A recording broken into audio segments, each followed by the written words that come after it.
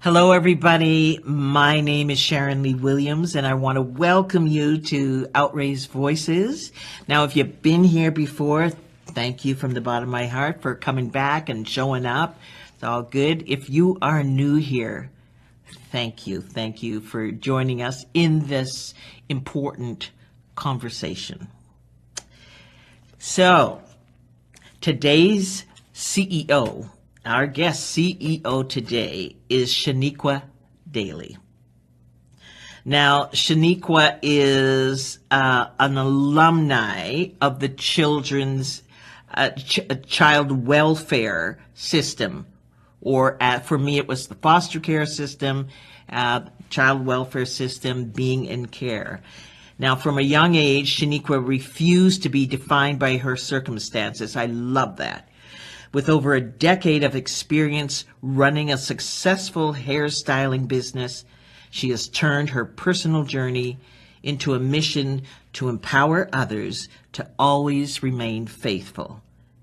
Sheniquah has dedicated herself to teaching clients and parents to embrace the uniqueness of their hair. So, she's a parent and a mentor, and we never know. We might have the voice of a child stepping in. So that's what it's like to be a parent, and we're going to talk to the mentor, Sheniquah, right now. So hi, Sheniquah. Thank you for being here. Thank you for saying yes to Outraised Voices. Hoo-hoo. Certainly, we are going to talk about your journey and where you're at on the bridge to your best life. Hi, Shannon. Thank you so much for having me. Thank you for this opportunity to come on Outright Voices and to speak and to have my voice heard and to share my experience and to share with other people around the world. Yeah. I'm really excited. So let's go back to where it all began. And also, because I love, like I said, I love what you're saying about the circumstances, that you refuse to be defined by your circumstances. So let's start there. What were the circumstances? So growing up, I grew up in a very strict Jamaican household. And growing up, it was always a sense of wanting to belong and feeling like I didn't fit in with my family, and I came to Canada when I was 3 years old. So I was born in Jamaica and I came up here, and my household was very strict. So I felt like the pressure was, you have to be a young lady. You have to be this type of lady. You cannot make mistakes. It was very structured. And I felt like growing up, as I went into care, and I watched stuff on TV, and I was always, she was a foster child. And they always said it with such sadness. And it was always it always made me feel like, wow, like I'll hate to be a foster child.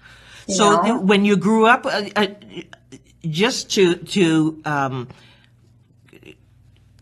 get into this, you were raised with a Jamaican family. You're talking about your biological family Correct. first? Yes. So biological family. Now, Yes. How did you end up in care?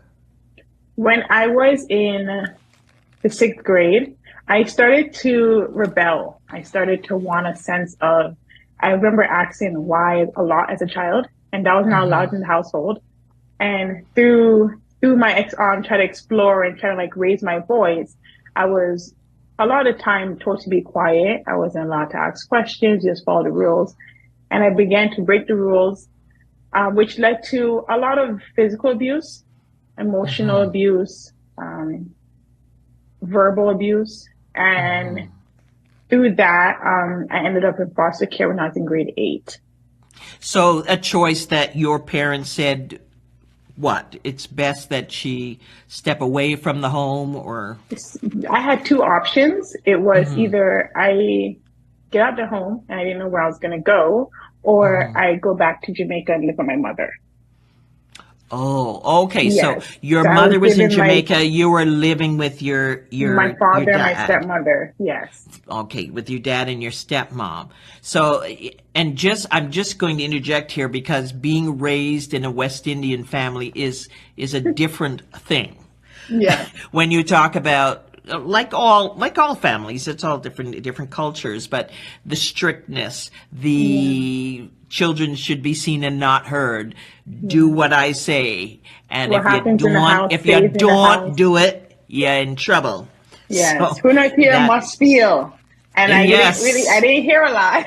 yeah, So yeah, it was them that definitely can. yeah, but being a young child, you don't I guess I didn't really understand my rights and like not thinking that wasn't allowed. I didn't know I was allowed to speak up and I didn't know that what was happening at home was not right. And it wasn't directly like aimed at me. It went through my sister and my brother. They were in high school at Uh-huh. the time. And that's how Children's Aid got involved through my brother's experiences. And once they started investigating the home and like realized, okay, this home is like not safe. I was given two options from my father. I can either get out and figure it out, or I can go back to Jamaica. Now, At how that old are you time, again at this time? Oh, I was 13. So going back to Jamaica was not an option as I haven't been there.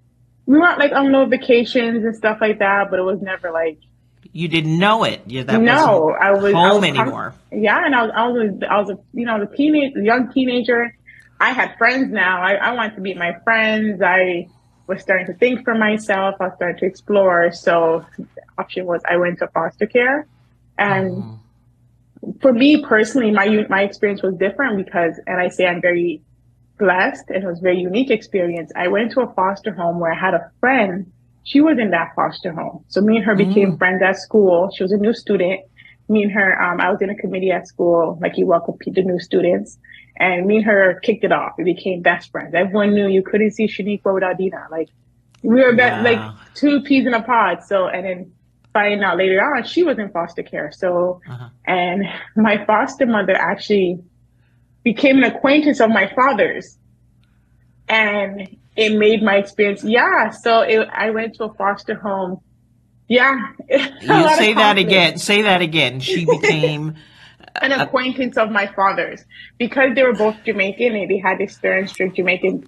It was kind of like an agreement, like don't make my child like go off the rails, and it's kind of like I'll keep, it's kind of like, I seen her like an aunt. She was like more like an aunt to me. Like, it wasn't like, oh, this is just my foster mom.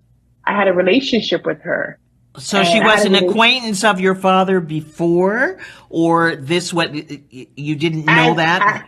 as I went to foster care. I remember the first time we went to the house because I was all in the same community, and Uh-huh. I Oh, went okay. to the home and I was in the car and she went to the home. Like I should to get some papers for my dad. I don't remember. I was so young.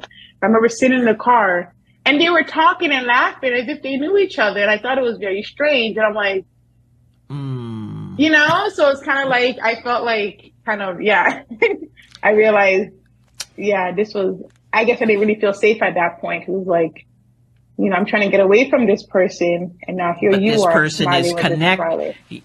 yeah, this person is connected to what you're trying to Yeah. who you're trying to get away from. So did you Yeah. stay in that home? I did stay in that home about for 4 years. Oh, okay. It was an experience. I did stay in the home because my friend Okay. was there. So I guess it was a sense Yes. of like I knew somebody. It was a sense of comfort. Her also being Jamaican as well. It was like Yes. a familiar figure. It was like I Yes. didn't have to I wasn't going to a new culture. I wasn't going it was like I was staying with an aunt. It really felt like that. She was making the same food. She was a great cook. Yes. Yes. Well, But that really, it that was comforting. It was comforting. and I know children's aid certainly wants, I mean, everybody wants the children who are in foster care to be able to get back to their home, their For culture, sure. if it is safe. I mean, that's really the goal if it is attainable. So having the same food, having the same, whatever dialect, slang, Yeah. we understand one another. Mhm. But the other part of it, so that was the great part. That was Correct. cool. You have your friend who Yes. you can share like a sister, like this is going on, I don't like this, da, da, da, and you have that. That that's It was, really important. it was a very unique experience. A lot of Yes, foster children I met never had that. My foster yes. sister, she was Greek, and it was, I've seen how different my relationship with her was compared to their relationship. And I'm like, wow, like I definitely seen a sense of like, Your foster yeah, sister was Greek in the same house, you mean? yes, she was Greek. Yes, in the same So, home. so this lady you're at, this foster home you're at, she had how many foster Multiple. kids? Oh, that was one of the issues. There were so many. At the It same time, started. or in and out, or It became at the same time. At one point, it was up to four young ladies at one time. So we're all around the same age, and it was a lot. wow. And each of us were treated differently. How And so? so I, I was the favorite. So I had my own experience with her. There were times where it was difficult, and there's times where my experience in care, I took advantage of that because she wasn't my parent. I didn't feel like it was, I'm watching the other girls have their own experiences, like not coming home. Like I was kind of like, I went to care and I kind of told myself, I'm like, I just gotta do what I gotta do. So I was kind of like trying to find myself because I was going into high school, but at the same time, I was like, I gotta, in a sense, I got a safe start. I got to be with someone I was comfortable with. Watching the other girls interact, it was, they had their own situations going on. And one of my foster sisters, she was a lot of times like gossiped about. So like, from my foster mother to the other girls. So we kind of put our Wow. own inputs and stuff, but like, and those things, it affected me because like when you grow up and you're thinking like, this is the person, as much as I was the favorite, and because I got my schoolwork done, I joined the extra clubs, I did sports, like, a lot of them were into other stuff and the stuff they were into were not always good, but Right. that's what they grew up seeing. I never grew up seeing what they were seeing growing up. So I just kind of stuck to what I knew. Um, So, yeah, so you having four teenage girls yes, is a lot. it's a lot. It's a lot.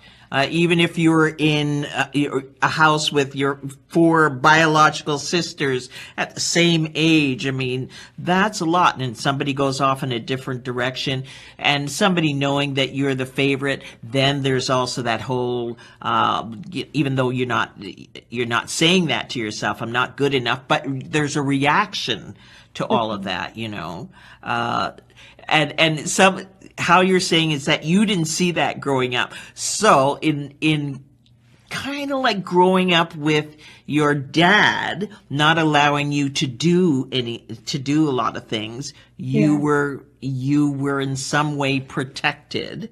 correct, Not correct, the way you wanted to be, but certainly you exactly. were And from other protected in things, some yes, ways. yes, Yes, for sure. right. And even now growing up, I like people get to different things, and I'm like, I never see that growing up. So you have a different perspective on life. If I do this, this is my outcome. If I do this, Right. this is where I'm going to end up. I kind of stayed away because I'm Right. like, I don't want to end up there. Stay away from there. Right. So So yeah. when you got to school, now you're in high school, do you say to other children, or do they know, or other youth, I'm a foster child? Or do you tell your story? Does anybody ask? Does anybody care? Do you not want to share all of that? Do you talk about When, it with? yeah, when I got to high school, a lot of times my foster mother, she was a brown skinned woman. So everyone assumed she was my mom. So I used to correct them and say, she's my aunt. And my close friends, they knew I was in foster care. Um, and I never wanted anyone to associate me with the title, she's a foster child, because Yeah, say more about that. my previous experience, like either from watching TV, as soon as they have this title, she's a foster child, oh, she's a runaway, she's a problem, she's trouble. Yes, I didn't want yes, those stereotypes. I didn't want people to think, I was estranged from my family because I was a bad kid. So they put her in a foster home or certain things. So I didn't want the stereotypes on me. So I definitely stayed away from telling a lot of people. Um, when it came to, I went to a Catholic high school. I'm not Catholic, but I love the school. It's a great school. Um, That's and uniforms. it was uniform. Oh yes, I love this. And Hmm. um, I it love was that too. so it was a great. I had a great high school experience, but when my foster sister was also in the school, it was people knew she was in foster care, right? And it was always, oh yeah, she's in foster care, and I'm trying to like, the How did they gossiping. So know? Who? because from middle school, when I went to foster care, the end of this grade eight, Oh, so okay. not a lot of people knew I was there. But when she came into middle school and she came into grade eight that year, everyone knew she's a foster child. It kind of went around. Everyone knew she's a foster child. So getting to high school now, it just kept going. Oh, she's a foster child. She's a foster child, and Yes. like, so I kind of, and she had her own group of. We went our separate paths, like summer of that of middle school. So we were in like we still talk, but separate paths. We had our own friends. We were into different things. She was a bit more artsy, and I remember like people just talking. She was in foster care. It's always these stereotypes. So I did try my best to stay away from those. I didn't hang out with certain people. My Yeah. teachers knew, but it was I talked to child youth workers. They knew, but for the most part, I didn't go tell nobody. I just kept it to Yeah. myself, and yeah, Well, a lot of people talk. I mean, I know I've been in. I was in a couple of foster homes during my time, and one. The second one was in the end of grade eight for me, and everybody knew because I was living with this family. Everybody knew it. When you come into grade eight, you're in another school, another district. yeah, You're a foster child, even though I was with a black family. So hmm it isn't comfortable. It isn't a comfortable feeling. It isn't something you talk about, and there is. I only have the language in the last, couple of decades about having shame behind that yeah. and feeling, oh, I don't want to tell, like you said, I don't want people to have this label, I'm a bad girl, and, whatever it was that comes with that. So I get the not wanting to have the label, but understanding that how does someone your age go, yeah, how do you have that mindset, the resilience to say, no, I'm not going with that. I'm not going with this. So, how do you have that? What do you tell yourself? I tell myself I wasn't always a foster child, so that was my way of telling myself. Um, a backstory a little bit. So when I was my foster mother, I had an experience in the home, and she had a friend, it was a really good friend of hers, and she was at the home a lot of times, a lot of nights she'll stay.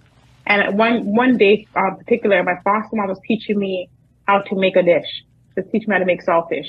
I loved her saltfish. I'm like, teach me how to make it. And I left the pot and I went upstairs, came back down, and her friend was in the pot. And I said, oh, like, don't touch that, like I'm cooking, like, I was actually really excited to make the dish. And she's like, you don't tell me what to do in my friend's house. And it became like a big, Oh, like, a disagreement. And she said to me, um, I have my children at home. You are not at your home because your parents don't want you. And that oh, stuck with me. And like, I remember like this, from that, it was remembering like, like, I'm not going to be in foster care forever. yeah. And But that moment all these moments are great moments. I want to yeah, know how, actually, when she said that, what you felt. I mean, just hearing you say that, makes me feel it, like I got kicked. yeah, it was, and I didn't, the worst part was my foster mom never stood up for me. She just kind of told her to leave, but she never, like, Yeah. it got to me and I was just like, I guess like as a young girl, from where I am now, like looking back, it was just Yes. thinking I'm not good enough, I'm not wanted, and like that kind of like I guess it kind of not justified, reassured me that everything I was thinking back then was correct. Like she's right. My parents, I'm not in my home with my parents, and my parents don't want me. They're not calling me, and like so in that moment it was yeah, it was very So, hurtful. yeah, so you're kind of at that point. It's like a validation of your aloneness or insecurities and my place to insecurities. belong and feeling like I Yeah, the belong belongingness. Yes. and feeling like I really don't belong. And Hmm. yeah, so I feel like me just remembering that I wasn't always going to be in foster care and that I needed, and they make it seem, it is hard. It is hard, but Hmm. there's just these very sad stories. I didn't want to be another sad story. I didn't Right. want to be, and I just told myself, I'm like, that's not it. Like, I wanted to be this, I want to be a woman in business. I want to be this, all these dreams I had before, and like I said, my experience is unique. I didn't go into care.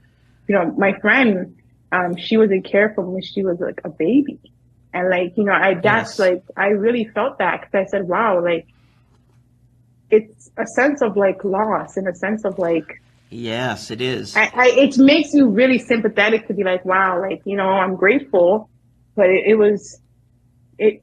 I'm blessed that like I went at such an age where I had these morals and ethics and like structure from home. So when I went into Hmm. care, they kind of seem like, oh, you're shining, you're doing so great, but it's like these children would have too if they would have had the same experience. If they would Hmm. have been told, like, a lot of times just staying You're up with her. worthy. Yeah. And being like, my grandmother was up to this day. She's amazing. Like she calls and she made sure like we had, that love and we were able to be children and we were able to just explore. Hmm. And if, Hmm. I think a sense when I came into care, it was, you have to respect this person. They're not your parents, so they can't tell you what to do. So I didn't really take them seriously because I'm like, you can't tell me what to do that I could, But I was a little too scared to rebel and care. Where I'm watching my foster siblings rebel, and I was just like, I thought it was interesting. I'm like, it was so different, it was So very you unique kept that experience. structure. Yeah, you Yeah, kept I that kept this. structure. Yes, up to The this day, structure. the structure, the respect, and Yes. yeah. But the ones I did find my voice in care. I did find my And you voice. found, I love My that you voice. Yeah. found your voice in care. So some of those scars, I mean, I ask people like, we all have scars, whether you're in care, not in care. What would you say? I mean, you don't have to share this, but what would you say was the most the scar that kind of lasted the longest, or maybe still is there, that sometimes pops up, because scars diminish over years Mhm. and they look different. Or is there anything like that for you? Do you have a scar that you're still diminishing? The scar that I'm still diminished is my mental health. I think that is a scar that I've a lot of times put band-aids on. I wearing clothing to cover it up. And Is that due to being in care, or that's something that I you? feel like it's due to being in care because I felt like going into care, I felt like these people are here to protect me. And I felt like a lot of times I wasn't protected and a lot of resources are thrown at you and do this, do this, do this. But it's like, there's nobody I didn't feel like I could have talked to. I think if Right. you say the wrong I thing, get now that. it's Yeah, I get that. Yeah. you're playing with your mind. Like, okay, like I said, like I didn't feel loved. There was no Hmm. hugs. There I was get that. Yeah. no, you're beautiful. There's no love Hmm. being poured into me. Hmm. And like, yes, someone could be doing good in school, but Yes. it's, that was just me trying to work hard. So I'm not labeled as somebody I didn't want to be labeled as. And yeah, Yeah. So I felt like you develop that I, uh, I have to do it on my own. up to I this have day, to I'm do it. still fighting with that. Like I'm very independent. I don't need Yes. nobody. And a lot of that, like I felt like I've done therapy before. I'm looking to get back into therapy. And I felt like the first time I went to therapy, I felt like I had like, I didn't realize how much triggers I had and how much of Yeah. those scars are now coming up into like my adult life. And I'm like, Yes. shoot, where did you come from? You know? And like, Right. Right. We and all I say feel like, that. Yeah. yeah, and I feel like it's not just you start and you're like, after 2 years, okay, you're healed and It's everything's perfect. it's done. It's It's all yeah, done yeah. Let now. me just wash my hands and move on. Like I can, and it's Yeah. that's very tough. And I feel like I didn't get to address a lot of stuff. So now I'm even like on the calls and like I'm, doing therapy and I'm able to like I'm looking back and I'm like, wow, just seeing a lot of scars of people coming in and out of my life. The foster sisters I had. At one time I had three other, but then another time there's people staying on respite and they're there for like 2 months and they're there for, long Yes. periods of Yes. time and then they leave. And I'm watching No children just come. attachment. There's no You groundedness. can't, yeah, You you just can't. can't. Yeah. It's You can't very say it's difficult. like how do you? And it's like we were moving and it's like they're moving from this home to this home. It's like it was it's hard to get attached. And when you meet somebody, they used to do like a lot of the Children's Day Society used to do a lot of events, and it was you meet people, you feel like you connect with them, and you never see them again. And that was very Hmm. hard for me. I feel like I'm still Hmm. dealing with that and not trying to get too close to people. So you never know when Yes. someone's gonna leave. So I feel But I like love that you're aware of all this. You're yeah, aware of all this. Oh, I'm not allowing people to get too close. I've got this wall, and I hmm want to change. I'm guessing that's what you're doing because you're going to therapy to kind of break yeah, that down. And usually, I know for me, it was because I had a child, and I said I didn't want to bring all of that, all of that yeah, stuff into his life. Do the best that I can. It's not that I didn't bring stuff, but for sure. you want to do the best that you can now that for this purpose, for this, and you have children. I'm not sure. Children, two girls, a 1-year-old and a 3-year-old. And when my 3-year-old now, when I was pregnant with her, that's when I decided to go to therapy to heal Wow. that trauma. And like, I didn't want to put all my trauma and the pain and everything. I know I didn't deal with Yes. it. I know I have. I've never spoke about it. I just kind of left it. I moved out at 18 and I struggled and I found my way and I kind of just like, I got to go to therapy. I don't want to put all this hurt onto her, and Right. that was How one of do the best you? decisions I ever did. I loved it. I loved Yeah, it. I hear people say that. How do you find you're parenting your children differently than, I'm going to say you're probably giving them more hugs. Oh, yes. And Oh, yes. that is for sure, the hugging Yeah. and the loving and telling them, but also, do you do that with yourself? I'm definitely, I've started. So when it comes to parenting my girls differently, I still like the little, like, structure, like that, like the Yes, traditional, like Jamaican, like household, like yes, certain things. yes, Like yes, I'm big on respect. We're big on respect yes, and just making sure they yes. grow up like respecting their elders and Hmm. people just in the community around them. Um, a couple things I would say. I'm not. So I do this thing with my daughter when she's upset. I tell her take deep breaths. I'm like, take deep breaths, take 3 deep breaths, because she's 3. So she'll Right. take her 3 deep breaths. So now if I get angry, she'll be like, "Mommy, calm down. Take a deep breath." I love that. But do you hug So yourself? Do you hug yourself? Do you, I I try. There's certain things I'm pouring back into myself. Certain things I love Mhm. doing. Like I love getting dressed up and going to dinner, and that's my way of hugging myself. And just sometimes sitting back. I write a lot, so I love to write. So I write Yes. myself love letters, and I look back on them in like years to come. Oh, Yeah, I love that. I write that, my girls letters so they can look back and like kind of oh, see what the that's your time was book. like. That's That's your book, isn't it? so it's kind of like Yeah. sharing, like even when something doesn't happen as great as I wanted it to, it's like sharing those stories to look back on. But I'm trying to hug myself more and doing things that I love and becoming the best version of myself. Whether that Oh, means I like, love that. yeah, So, all right, so we're on the bridge now. We've talked about this part, how the journey becomes. You're on the bridge. How does come into it? Where does that start? With a doll, with what? yeah. When I was 11, I had this doll and I used to braid her hair with my grandma's Oh, extensions. yeah. And Oh, her little synthetic hair, I used to braid my doll's oh, hair. wow. It'll leave a mess around the house. And it led to doing my grandmother's hair, my sister's hair, and they had different hair textures. So it was like touching their hair and like telling my grandma, let me wash your hair. And, you know, and as I got older, my foster mother never used to, my stepmother never used to do my hair the way I wanted it done. So I used to go in the mirror and I used to have to change it to make it look like how I wanted it to look. And I fell in love with hair, just hairstyling and like people's different textures and like specifically when it comes to black hair and all the different ways you can mold it. And there's no two textures the same. And it's just, I love it. I love like the shaping, the different styles you can do. You can do anything to it and it just looks phenomenal every time. I love that. I'm going to give you my little story about hair.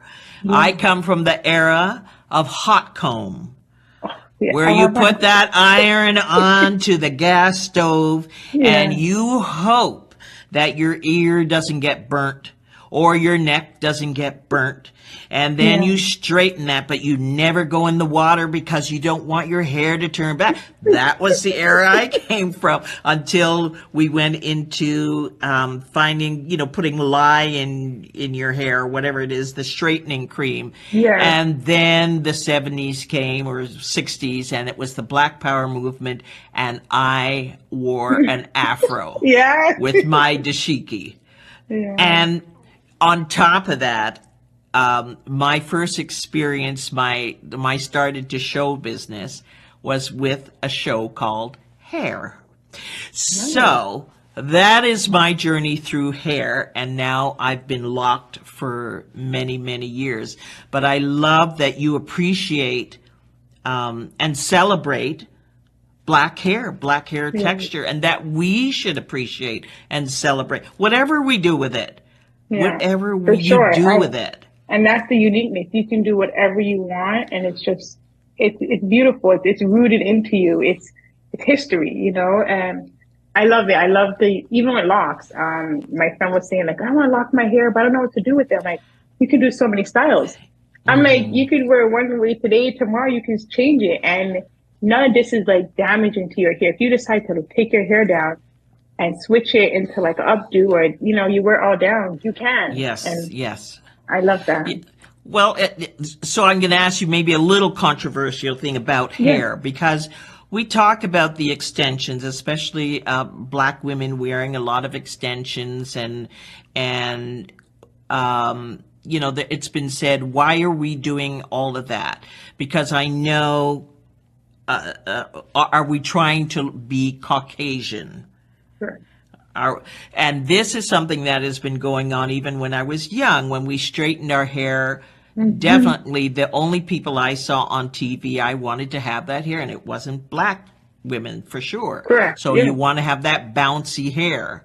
So what do you, I know it's a little bit tough to answer this question, maybe, but what do you feel about that? I mean, I feel that anybody can do whatever they want with their hair, but just how do you have a feeling about that sort of a? My opinion on that is I feel like in the beginning, starting off, we were oppressed from wearing our natural hair. We got oppressed and we were told you had to wrap it up, you couldn't show it. And it went from us creating maps in our hair from the braids. It was beautiful. Escape routes, mazes, and leading to that is we felt we couldn't just walk out and just share our hair. Our hair was too, whether it be nappy, kinky, curly, it was not accepted. So we adapted to fit modern times, or the modern times at that time was to be beautiful and what was considered beautiful. What was considered, yes. And I think the difference now is we know, or a lot of us, I would say, black women, black men, we know there's strength in our hair, and we know that we're beautiful with our natural hair and our natural textures. But if we want to enhance it with a particular hairstyle to make us, there's certain hairs, if I know I'm going to wear something to a wedding, I may want a particular hairstyle compared to if I'm going to, let's just say, on vacation. You know, it's just, I feel like we have fell in love with our hair again. And we have fell in love with just the uniqueness and I don't feel like it's a bad thing that we want to switch up right here. Why not? I feel Yeah, like yeah. why not? It looks good, and if your hair is healthy, I say do it. I say do it. And I was thinking, well, when we had our initial interview, someone mentioned that doing hair is intimate. It is. Yeah. Do you feel that way about it? I do, and that's why I don't let just everyone touch my hair because I feel like people's energy definitely, whether it be people's energy, they're having a good day, they're having a bad day, people's Yeah. intentions are. Yes. I remember growing up and I had a friend, and that friend was like coolie, so so we call that like they're Jamaican, we're West Indian. They're from the West Indies, but they have they have Indian heritage. They And I call remember, the this is the good hair, bad hair thing. yes. And I remember like them saying, like, I remember I had a friend and her mom said we couldn't touch her hair because we don't want to take that good hair energy and like try to grow our hair. She used to say, like, don't make them touch your hair. Like they don't have good energy. Like as if we Oh wanted her wow. hair. Like, but we were Yeah, amazed. Her hair yeah. was beautiful, but her mom was like, yeah, don't make her touch. They don't. And it got me thinking. I'm like, wow. Like it was always like, you don't have good hair. This person has good hair. Yeah. So I feel like no. We're okay. Yeah, I feel like, We're, you don't. Yeah, I think but we're okay, that's and I just the feel journey. That's just a correct. journey that we as people of color, other ethnicities go through it, but we as Yeah, people of color, that's part of the journey. All right, so let's talk. Well, and I also want to congratulate you. You are an entrepreneur or thank you. fempreneur, however Yeah. you fempreneur. But I want to talk a little bit about self-love. Now, I had a clinical psychologist on, and we were talking. The theme was about self-love, and how do you wear that? How do you wear that daily? Self-love. How do you wear that? I wear self-love daily by choosing to put myself first, choosing to Hmm. be selfish, and choosing to put boundaries in place. And once I have those Yes. boundaries in place, it's to I I used to always feel like I had to say yes for everything. If somebody liked me, I have to be like, yes, I like you too. If my friends want to go somewhere, yes, I want to go too. Like I have to be Hmm. accepted. And once I found that I don't have to be accepted by anybody, I can have standards and I can, that's me loving myself and taking care of Hmm. myself, that I don't have to be everywhere. I don't have to be in every room. I just have to show up as my best self and be authentically me.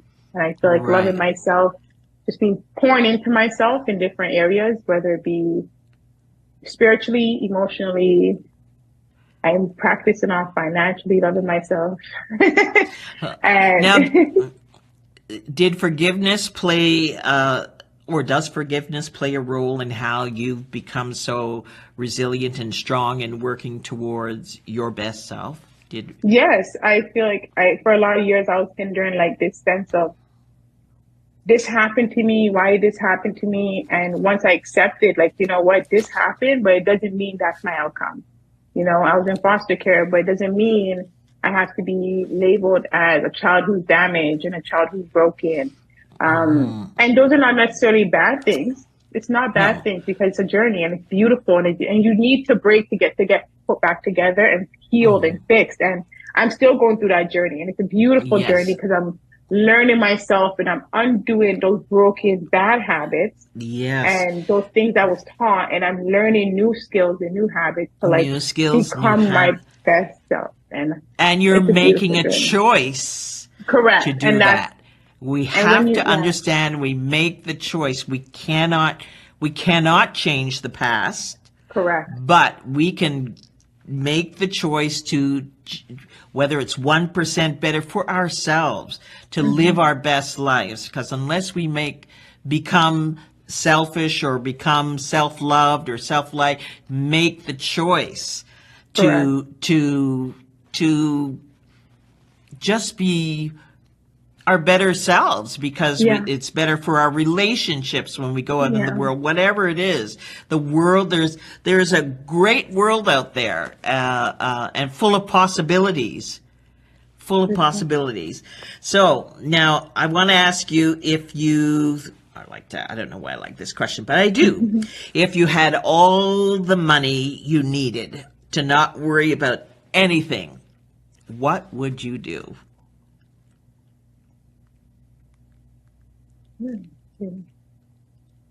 On my new venture, my new career path, I write right now. I wrote my first children's book.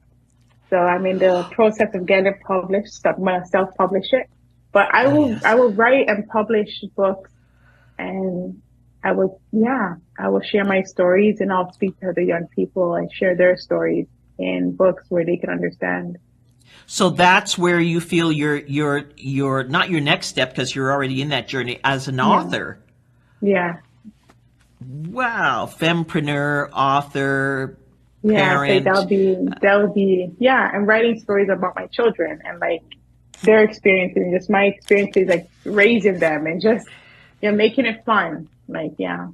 Will you tell your children about I mean, it'll be in the book, but as they get older, will you say to them, this is my experience? You don't have to tell them details, but is that something you're going to share with them? Like when they become teenagers and they go, which is likely that Yeah. teenagers do teenage stuff, and that's Yeah. what we kind of have to do Yeah. in order to Yeah, for to sure. grow. Hopefully we don't get so far out that it's difficult to come back, but you will tell them about your journey, I guess. Yes, I will share. I feel like with your earlier question, I've forgiven myself a lot, and I've forgiven those around me, and I feel like that's healed me a lot.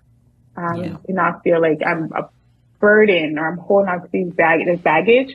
So I will share my story with them, let them know like you go through things in life. We all do. And it's about how Yes. you persevere, and something that always makes me feel or always gets me to feel better is remembering I've been in a situation where I thought I wasn't going to make it before. Being in situations where I thought this is the end, I don't want to go on, or, this is the worst thing Yes. that could happen to me. And I've always made it through every single one. And Wow. that just brings me so much joy. And I'm just like, why am I worried? And, and I go through therapy as well. It was always like, if it's something negative, I'm like, shoot, like I'm not going to make it on time. But what's the positive Yes. stuff? Maybe I wasn't supposed Yes. to make it on time. And, so that just always brings me so much joy, knowing tomorrow is going to be okay.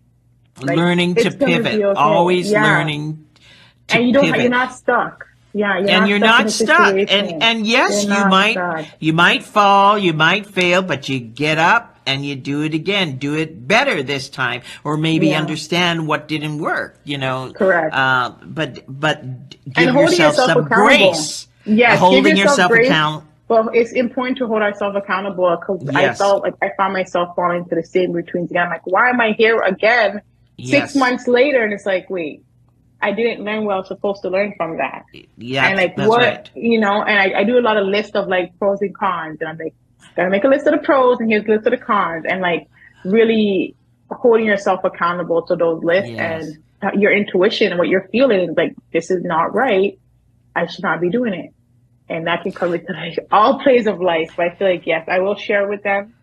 But as I share with them is remembering to like giving myself grace that I am not a victim, and I do not need to make it. That's it. You are Yeah. not a victim. Yeah. I don't need to make my story I remember sharing my stories before, and it was always people feel like, oh my gosh, I'm so sorry that happened to you.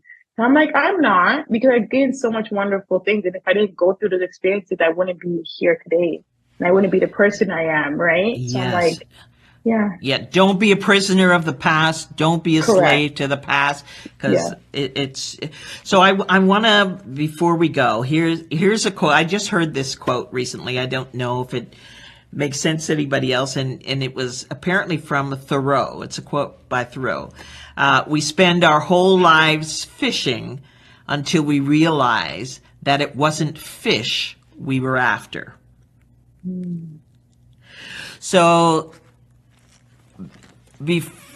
I guess what is I know you want to thank children's aides, definitely, because you said they were a great supporter and helped you through post-secondary and Correct. doing all that, and that's important. And for youth who are coming out of this to know there are possibilities. This is just what's happening at that moment is what's happening at that moment. Correct. It is That not the rest of your life. it is not. not the rest of your life, and you can go on to be a fempreneur, an entrepreneur, a malepreneur, whatever. Whatever. Be the best. Make those choices to be the best, and find a community. Find someone to share that with.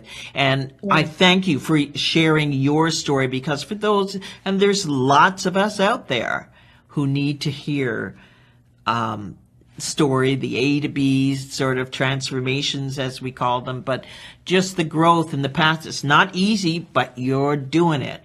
It's not easy to it's not easy to be the best that we can be, but you have to want that. You have to desire that. So I am grateful. Do you have anything you'd like to close with? A closing is, I will say, I'll repeat, is for anybody out there who's going through something, the children in. I think sometimes I even look back to myself and just thinking what I would have loved to hear, and remembering that you are somebody, you are loved, and you are meant to be here. And I'm so grateful that you are here, and whatever that you're currently going through, remember that there will be many times like this. There will also be many great times, and you just have to choose to wake up every morning and be the best version of yourself.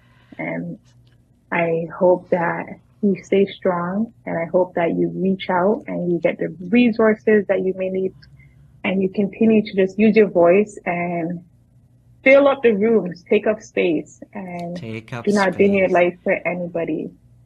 That's what you telling your younger self. You do understand that. Yes, and me telling, take up, but also sharing with this youth who may be going through a difficult time and feeling like you won't get through it. I've been there many, many days, many, many nights, and you will get to where you want to get to. And the life I'm living now, I've manifested it in so many ways, and I'm so thankful. And literally dreaming of the life you want and showing up every day as the person you see yourself as. And that has been that has led to a lot of success for me, is showing up. I want this. What does that person look like? Who has it? And I show up as that person that I see myself as. And I just want you to know you're in it right now, but it is not the end, and it gets better. I couldn't have said it any better. And thank you, Sharon, so much for a platform like this, because this would have been helpful to hear from people who've been through it, and to feel like you're in a room and to feel like you're the only one that stands out, and not in the best ways. And to know, it would have been nice to hear, to hear other people share their stories. I felt like I was alone. I felt like I was in a house with so much people, but I felt like I was the only one there. Yes. So I wish I had some place. So I thank you for saying that, Sheniquah. I really appreciate your time and your energy, and the future is bright for you, as you know, because you're creating the future. I don't know if you left us a place where did you want people to reach out to you for hair, or you just currently not at the moment, and it's only because that's okay. So it's just currently not at the moment, but I am happy, and I'm happy. Yeah. That's what we want to hear. That's great. You are happy. That is enough. You are enough. You are lovable. You are beautiful. You are worthy, and we thank you for your voice. Thank you so much. All right. Thank you. So if you enjoyed this episode, I would really love to hear from you. Email me at info@outraisedvoices.com or Sharon Lee Williams @outraisedvoices.com. Who knows? On a future episode, you could be the CEO. Remember, your voice matters.